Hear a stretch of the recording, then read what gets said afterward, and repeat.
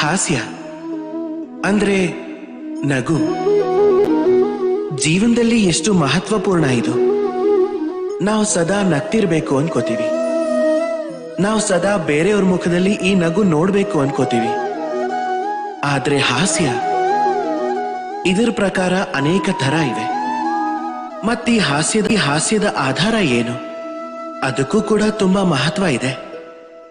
ಹಾಸ್ಯ ಯಾವಾಗ ಉಪಯುಕ್ತ ಆಗತ್ತೆ ಅಂದ್ರೆ ಅದು ನಮ್ಮ ಮನಸ್ಸಿನ ಶುದ್ಧತೆಯಿಂದ ಬಂದಾಗ ಹಾಸ್ಯ ಆಗ್ಲೇ ಉಪಯುಕ್ತ ಆಗೋದು. ಅದು ಎದುರಿಗಿರೋರ್ನು ನಗಿಸಿ ಅವ್ರ ಕಷ್ಟನ ಮರೆಸಿದಾಗ. ಆದ್ರೆ ಅದೇ ಹಾಸ್ಯ ಅಸೂಯೆಯಿಂದ ಬಂದ್ರೆ ಆಗದು ಕುಚೇಷ್ಟೆ ಆಗಿ ಹೋಗುತ್ತೆ. ಎದುರಿಗಿರೋರ್ ಮನಸ್ಸನ್ನ ಘಾಸಿ ಮಾಡುತ್ತೆ. ಆಮೇಲೆ ಅವರು ಸಜ್ಜಾಗೆ ಇರ್ತಾರೆ ಯಾವಾಗ ಅವರು ಪುನಃ ನಿಮ್ಮೇಲೆ ಪ್ರಹಾರ ಮಾಡೋದು ಅಂತ.